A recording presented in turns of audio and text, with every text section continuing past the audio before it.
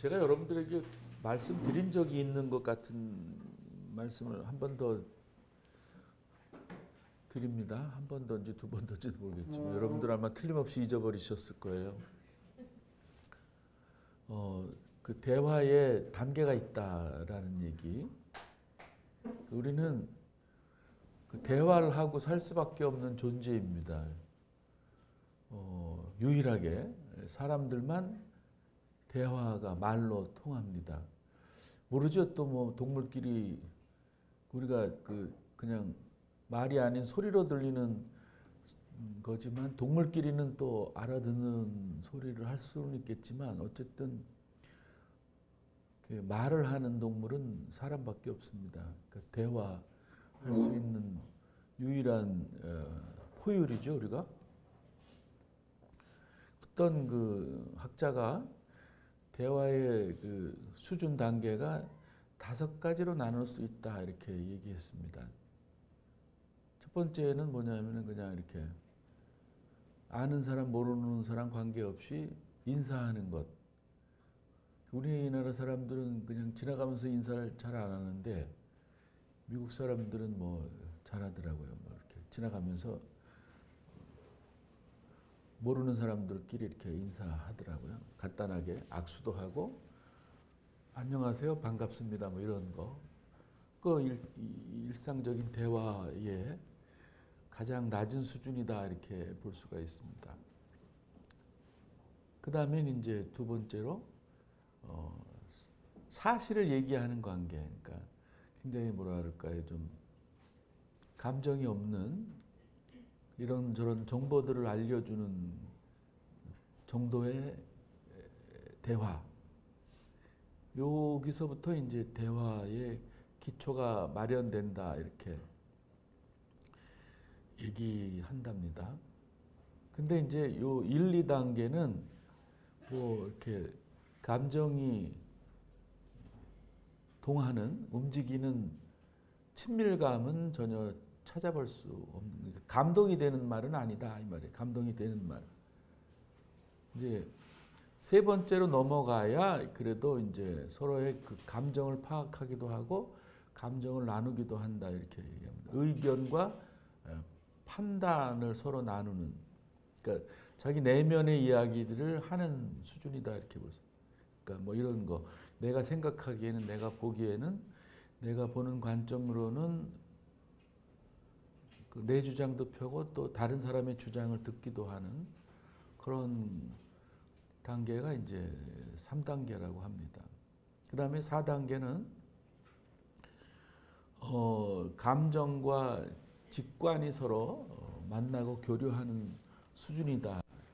그러니까 본인 스스로 가장 깊은 곳에서 우러나오는 내용의 이야기들을 나눌 수 있는 그런 단계가 4단계다 이렇게 얘기합니다. 그러면서 이제 마지막 단계로는 뭐냐면은 깊은 그 참자가 말하는 마음과 마음을 이어주는 단계다. 그러니까 우리가 그런 말 있잖아요. 심금을 울린다. 울리고 웃긴다. 뭐 이런 얘기 있잖아요. 그런 것을 경험하게 하는 대화. 그래서 거기에서는 그 서로를 인정해주고 서로를 아파해주고 뭐 서로를 용서해주는 그런 그 의사소통이 있는 대화다. 그래서 어떤 면에서는 그 대화 중에 인생의 목적이 바뀌고 목표가 바뀌고 방향이 바뀌는 대화, 그 가장 좋은 대화, 가장 수준 높은 대화다 이렇게 볼 수 있는데 우리는 이 5가지 중에 어느 정도의 대화를 하고 사는지 모르겠어요. 5가지 중에서 마지막 단계로 대화하기를 애를 쓰는 성도들이 되어야 되겠지요? 예. 오늘 이제 말씀으로 돌아갑니다. 오늘 말씀은 최초의 가정이 꾸려지는 그런 내용입니다. 하나님이 가정을 꾸려줬어요. 아담을 먼저 창조하시고 독초하는 게, 독처하는 게, 그러니까 혼자 있는 게 불쌍해서 배필을 마련해 주겠다라고 얘기를 하시고 이제 배필을 마련해 주십니다. 여기에는 이제 아담은 뭘로 창조했는지는 여기는 설명이 없어요. 근데 이제 하와는 아담의 갈비뼈로 이제 창조되었어요. 여자분들은 이렇게 뭐라 그럴까 이렇게 그 만들어진 재료가 남자의 갈비뼈예요. 아셨어요? 그러니까 또 다른 곳에 보면은 이제 흙으로 사람을 빚었다. 그러니까 아담의 그 재료는 흙인가 이렇게 생각하기도 하는데 거긴 또 그 사람을 통틀어서 만들었다라는 얘기만 있지 이렇게 상세하게는 없어요. 뭐 그게 중요한 건 아니고 어쨌든 이제 가정이 성사되었어요. 그러니까 결혼을 한 거죠. 그러니까 돕는 배필이라는 말이 있는데 이것도 지금으로는 이제 좀 바꿔서 이해해야 돼요. 그 남자가 돕기도 하고 여자가 돕기도 한다. 그러니까는 둘 다 배필인데 남자도 돕는 배필, 여자도 돕는 배필. 그러니까 이 평등하다라는 그런 관계가 평등하다라는 그런 입장에서 보셔야 돼요. 그러니까 여기서는 이제 가부장적인 제도에서의 그 말씀을 전하는 거니까 남자가 위에 있고 여자가 하위에 있는 그런 건데 그렇게 보시면 안 돼요. 그러니까 성경의 문자를 그대로 보고서는 자꾸 남자들이 그 여자 위에 있으면서 지시하고 뭐 이렇게 막 그 지배하려고 하는 거 있는데 그런 걸 하면은 안 된다라는 말씀을 먼저 드립니다. 어쨌든 이제 아담이 가정을 이루면서 부인된 하와를 바라보면서 어떻게 얘기합니까? 23절에 봅시다. 멋진 그 시 같은 고백이에요. 그렇죠? 내 뼈 중에 뼈요 살 중에 살이라. 여러분들 뭐 여기 뭐 결혼한 남자는 3명밖에 없네. 이런 고백이 되시는지 모르겠어요. 저는 늘 돼요. 뭐 이제 공식적이니까 이제 이런 말을 하는 거예요. 그 도집사님도 아마 그러시. 아멘. 정말 멋있는 말 같아요. 내 뼈 중에 뼈요, 살 중에 살이라. 정말 사랑한다 이런 말이죠. 정말 존중한다 이런 말인 거예요. 그러면서 이제 24절에 남자가 부모를 떠나 그의 아내와 합하여 둘이 한 몸을 이룰지로다. 그러니까 뭐 결혼하라 이 말, 결혼한다. 그래서 이 말씀을 보면은 여자는 부모를 안 떠나나 뭐 이런 생각도 할 수 있는데 뭐 둘 다 떠나는 거겠죠. 그다음에 이제 주목할 것이 뭐냐면은 25절이에요. 25절. 아담과 그의 아내 두 사람이 벌거벗었으므로 부끄러워하지 아니하리라. 그러니까 부끄러워하지 않았다. 그러니까 부끄러움이 없는 가정을 이뤘다. 이게 굉장히 중요해요. 그러니까 창피하지 않았다. 이게 굉장히 우리들에게 시사하는 바가 크다는 것을 기억하시기 바랍니다. 부끄러워하지 않는다. 그러니까 부끄러워해야 할 때가 있고 부끄러워하지 않아야 할 때가 있는 거예요. 그러니까 두 가지. 그런데 이제 그렇게 온전한 가정을 꾸렸던 사람들이 이제 위기가 찾아오잖아요. 누가 찾아오는 거죠? 위기가 누구예요? 한 글자. 뱀입니다. 뱀. 유혹하는 뱀. 뱀이 찾아옵니다. 그러니까 하나님이 그만 그 실과를 먹어도 된다 이 말이에요. 먹어도 된다.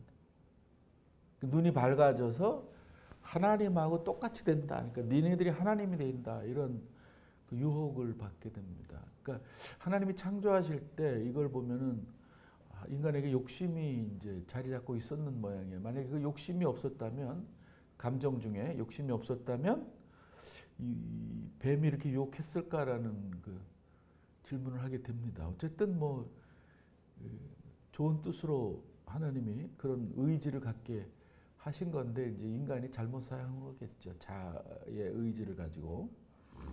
그래서 어쨌든 이제 그 뱀의 권고를 받아서 유혹을 받아서 결국에는 이제 선악을 알게 하는 나무의 열매를 따먹게 됩니다. 이제 그걸 아시죠, 하나님이. 그래서 이제 화가 나셨는지는 모르겠는데 하여튼 제가 읽기로는 뭐 화는 안 나신 것 같아요. 하나님이 그 영원한 사랑이신데 화를 내실 분은 아니고 이제 따져 물으셨던 것 같아요. 그러니까 여러분들이 오해하시는 게 있는데 이렇게 화를 내는 거하고 상대방에게 따져 묻고 그 사실을 확인하는 거는 다른 얘기예요. 많은 사람들이 그 화부터 내는데 그렇지 않아요. 그러니까 이 전후 사정을 더 파악하는 게 중요한 거예요. 그래서 그 사람의 잘못을 이제 인정하게 하고 그 잘못에서 벗어나오게 하는 게 중요한데 우리는 화부터 낸단 말이에요. 아이들이 그 뭔가를 잘못했다는 확신이 있을 때 우리는 막 육두문자를 쓰면서 욕도 하고 막 먼저 때린단 말이에요. 근데 그게 우선이 돼서는 안 되는데 우리는 막 감정이 앞서다 보니까 그래요. 근데 하나님은 그러시지 않은 것 같아요. 막 화를 마구잡이로 내신 것보다는 이 전후 그 사실을 확실하게 하시려고 그랬던 것 같아요. 그러니까 너희들 내가 그 망고 먹었니 안 먹었니? 그러니까 먹었던 거예요. 그러니까 아담에게 먼저 물어봤어요. 그 집의 가장이니까. 아담이 뭐라 그래요? 당신이 만든 여자가 먹으라 했습니다. 그것도 재밌는 거예요. 당신이 만든, 그러니까 하나님이 만든 그 여자가 먹으라고 그래서 먹었습니다. 그러니까 그건 뭐예요? 나는 아무 죄가 없습니다. 이런 말이에요. 나는 그 책망받을 게 없어요. 저 여자가 책망받아야 됩니다. 당신이 만들었잖아요. 당신이. 자기는 뭐 하나님 안 만들었나? 그러니까 필요할 때마다 그런 식으로 이제 어떤 면에서 야비하게 얘기하는 거죠. 그 다음에 이제 여자에게 물어봤어요. 너는 왜 먹었니? 그랬더니 뱀에게 이제 핑계를 대는 거죠. 그게 이제 어떻게 됐습니까? 하나님이 벌을 내리시 벌. 그리고 이제 선악을 알게 하는 그 열매를 먹은 후에 그걸 알았어요. 벗은 것이 부끄러운 줄 알았단 말이에요. 아까는 벗은 게 안 부끄러웠는데 벗은 게 부끄러워. 그래서 치마를 해 입었어요. 그리고 또 어떻게 돼요? 숨습니다.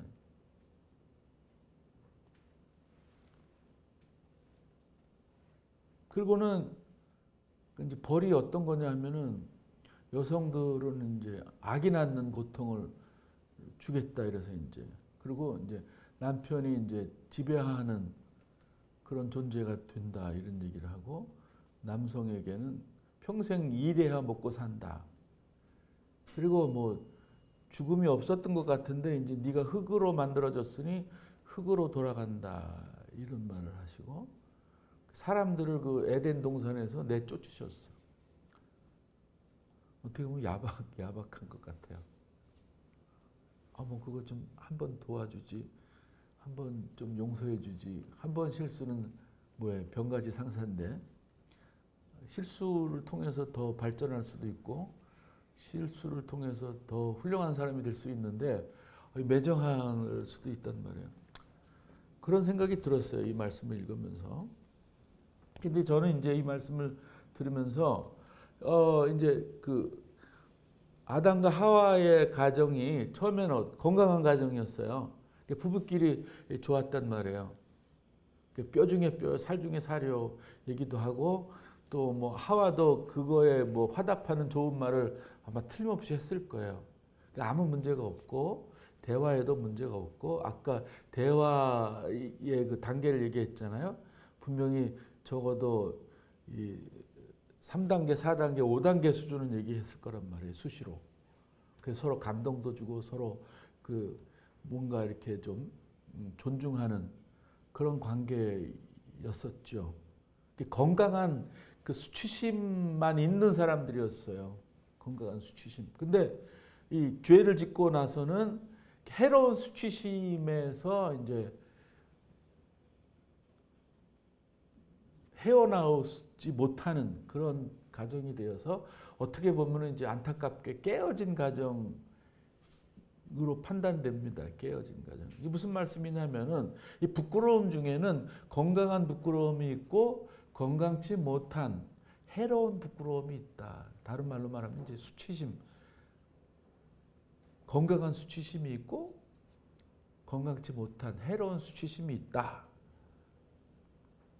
그러니까 하나님이 만들었을 때, 가정을 만들었을 때의 이 아담과 하와는 건강한 수치심만 있었어요. 근데 이 죄를 짓고 나서는 건강한 수치심은 없어지고 부끄러운 수치심만 갖고 있어서 문제가 많았다. 이런 말이죠. 그러면 건강한 수치심이라는 게 뭐냐? 그러니까 우리가 이제 그 나를 생각해 볼 때 만족하지 않을 수 있잖아요. 뭔가 부족하고 뭔가 더 있었으면 좋겠고 막 이런 게 있잖아요. 그죠? 만족하지 못하고. 이제 그런 가운데 내가 뭔가 부족하고 모자른 존재이지만 그거를 이해하고 받아들이고 수용하는, 내가 만족할 수 없는 유한한 존재라는 것을 깨닫고 부족하고 유한한 만큼을 긍정하면서 나 자신을 그대로 받아들이고 하루하루 감사하면서 사는 사람이 바로 건강한 부끄러움을 가지고 사는 사람들입니다. 다시 말하면 이 부족한 게 부끄럽지 않은 거예요. 결국 말하면 수치스럽지 않은 걸로 내가 받아들이고 사는 거예요. 그러니까 당당한 거예요. 예를 들면 그런 거예요. 그거 나중에 얘기해야 되겠다. 이 해로운 수치심 얘기하고 나서.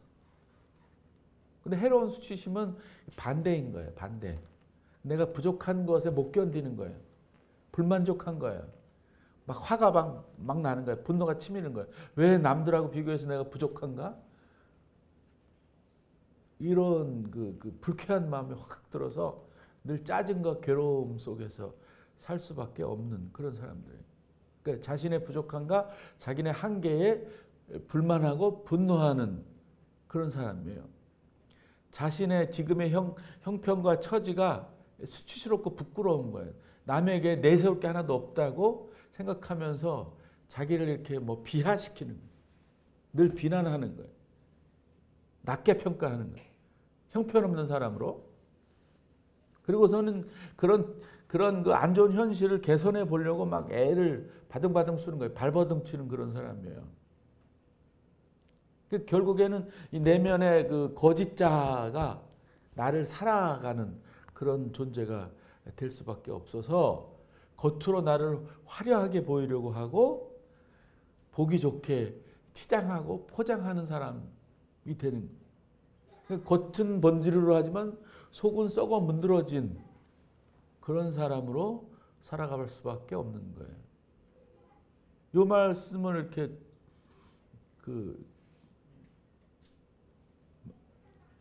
이렇게 좀 준비하다 보니까 생각나는 게 무덤 있잖아요. 무덤. 바리새인들을 예수님이 무덤 같다고 이렇게 화를 내셨잖아요. 그 사람들 보면서. 그 무덤 같은 삶을 사는 거죠. 이 해로운 수치심을 마음에 담고 사는 사람들. 그러니까 참 자아가 없는 거예요. 그러니까 부족한 대로 한계가 있는 그대로 자기를 받아들이면 좋은데 그걸 못 받아들이니까 그게 참 자기의 모습이고 자아인데 그게 없어지는 거죠. 불행한 거죠. 그러니까 진정한 자기를 살아가지 못하는 불행한 사람이 되는 거예요. 그러니까 그런 사람들이 많아요. 부모를 창피하게 여기는 사람들. 저도 한때는 뭐 그런 적이 있던 것 같아요. 어릴 때. 왜 우리 부모님은 이렇게 신통치가 않지? 그게 성공을 못 하셨지? 왜 이렇게 가난하지? 그런 생각. 왜 나는 다른 아이들보다 못하지? 열등하지? 뭐 이런 거. 왜 나는 다른 애들보다 이렇게 손이 작지? 여자보다 작지? 제 손이 이렇게 크기는 크잖아요. 근데 손을 대면은 웬만한 여자보다 작고 발도 되게 작아요. 막 250도 들어가요. 제 키에. 제 친구들 보면은 보통 한 260, 70, 뭐 75까지 있는데 저는 255, 250도 들어가요. 그게 나름 창피했었어요. 되게 부끄럽고. 그다음에 이렇게 막 살결이 까만 것도 그렇고. 제가 이렇게 타서 까만 게 아니라 원래 까마요. 태생적으로. 그래서 그 햇빛에 나가면 더 까매 보여요. 다른 사람들. 그러니까 하얀 사람들은 햇빛에 나가도 이렇게 덜 타는데 우리는 더 타요. 뭐 그런 거.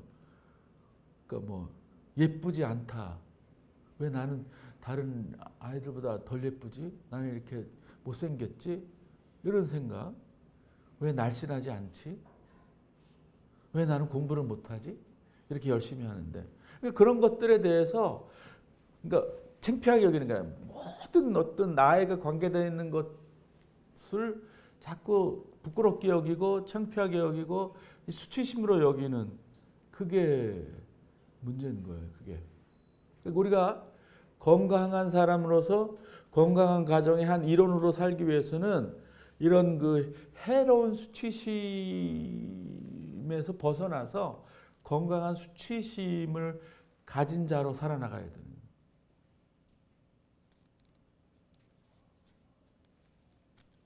거예요. 그렇게 그 해로운 수치심으로 사니까 나도 괴롭고 다른 사람도 괴롭게 만드는 인생으로 사는 거예요. 그러니까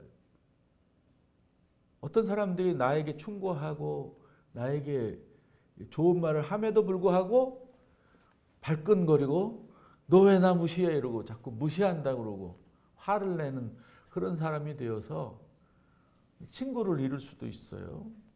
그리고 그 자기 합리화하는데 급급한 사람으로 살아갈 수밖에 없어요.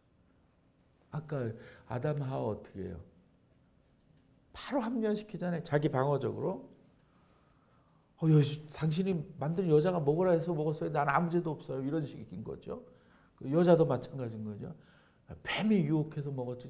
제 의지는 없었어요. 제가 꼬여서 먹었다고요. 저는 아무 죄도 없어요. 이런 식인 거죠. 그러니까 자기 합리화하고 자기 방어적인. 요즘 유행하는 말로는 내로남불식의 삶을 사는 내로남불이 뭐예요? 내로남불. 내가 하면 로맨스, 남이 하면 불륜 뭐 이런 게 준말이래요. 내로남불.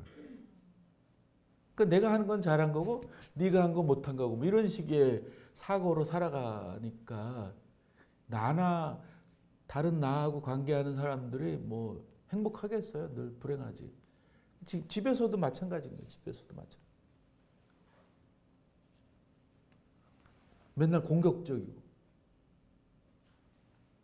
그러니까는 유아기적 사고 틀에서 벗어나지 못하고 그 수준에서 대화하니까 싸우는 거예요. 다른 사람들 이해하지 못하고 내 주장만 펴게 되는 거예요.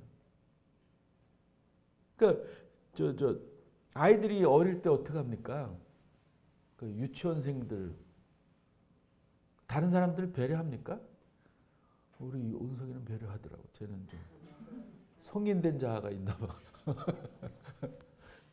대부분 자기중심적이고 자기 욕구 충족하기 위한 어떤 말과 행동을 해요. 욕심 부리고. 근데 어른이 돼서도 그런단 말이에요. 그 대화가 안 통하는. 깨어져 버릴 수밖에 없는 거죠. 그러니까 우리가 어떻게 하면은 해로운 부끄러움, 해로운 수침에서 해방될까? 그냥 톡 깨놓고 나를 다른 사람에게 보이는 용기를 내야 돼요. 뭘 보이냐? 내 내면을. 내가 감추고 있던 내면을 보여야 돼요. 나 부끄럽지만 이런 사람이었어. 나 이런 거 저런 거 많이 창피하게 생각했었어. 그런 고백을 하게 되면 한 그 시간 이후로 바로 나는 건강한 사람이 될 수밖에 없어요. 여러분 그걸 용기를 내셔야 돼요. 내가 지금까지 부끄럽게 알았던 것들을 용기를 내어서 내어놓는 그런 성도가 될 때 정말 하나님이 사랑하시고 무사람들의 사랑을 받는 존재가 될 수밖에 없어요. 우리는 겁을 내요. 무슨 겁을 내냐? 내가 이런 나의 약점을 고백하면은 그 약점을 이용해서 나를 해하지는 않을까? 나를 무시하지는 않을까? 이런 생각들을 하는데 오해입니다. 많은 사람들은 우리가 약점을 내보일 때 그 약점을 이용해서 해를 입히는 것이 아니라 반대의 모습으로 우리들에게 다가옵니다. 그러니까 바울 사도가 그랬어요. 나의 약한 것을 나는 자랑한다. 약한 것을 자랑하는 사람이 건강한 자아를 가진 온전한 성도인 것이에요. 바울은 강하려고 하지 않았어요. 그게 반대되는 거니까 그리스도인의 삶의 모습에. 예수님이 강한 게 멋지고 좋은 것이면 왜 사람의 모습으로 오셨겠어요? 이 천지 만물을 창조하신 신이신데 그 큰 권한, 그 강함을 가지고 모든 죄악을 싹 쓸어버리면 얼마나 좋겠어요. 그러나 그게 하나님의 섭리가 아니신 거예요. 그렇기 때문에 아무 힘없는 사람이 되셨고 가장 낮고 천한 말구 위에 태어나신 거예요. 그리고 또 가장 낮은 곳에서 수고하며 33년 사시고 가장 처참한 십자가를 지시고 거기에 달려서 못 박혀 죽으셨어요. 그러니까 예수님은 처음부터 끝까지 약함의 심볼이셨어요. 근데 우리는 자꾸 약한 걸 내어놓는 걸 두려워하면 안 되는 거죠. 그래서 자꾸 힘을 가지려고 그러고 강하려고 그러고 그러면은 예수님하고 자꾸 멀어지고 나의 삶도 피폐해집니다. 겉으로 볼 때는 화려해 보이지만 사랑하는 성도 여러분, 여러분들이 그 가정 안에서 참 행복하기를 원하시나요? 그렇게 원하신다면 우리를 해롭게 하는 수치심, 부끄러움을 버리세요. 그게 사실 부끄러운 게 아닌데 그렇게 해야만 참 행복한 가정을 꾸려나가는 가족의 일원이 될 수가 있는 거예요. 내가 그렇게 함으로 큰 영향력이 끼쳐지는 거예요. 다른 가족들에게도 다른 친구들에게도 귀한 은혜를 나누게 되는 겁니다. 이 사실을 마음속에 새기시고 한 주간 행복하게 사는 성도가 되기를 바랍니다. 기도합시다. 자비하신 주님, 오늘 말씀 속에서 우리가 취하고 버려야 될 것을 분명히 가르쳐 주시니 감사합니다. 우리가 건강한 수치심으로 살아갈 수 있도록 도와주시옵소서. 우리를 죽이는 해로운 수치심에 집착하지 않도록 성령 하나님 저희들을 붙들어 주시옵소서. 그래서 우리의 가정이 우리로 인하여 행복하게 하시고 하나님의 영광을 돌리게 하여 주시옵소서. 예수님이 최초에 만든 그 가정의 아름다운 건강한 모습이 우리들에게도 있게 하여 주시옵소서.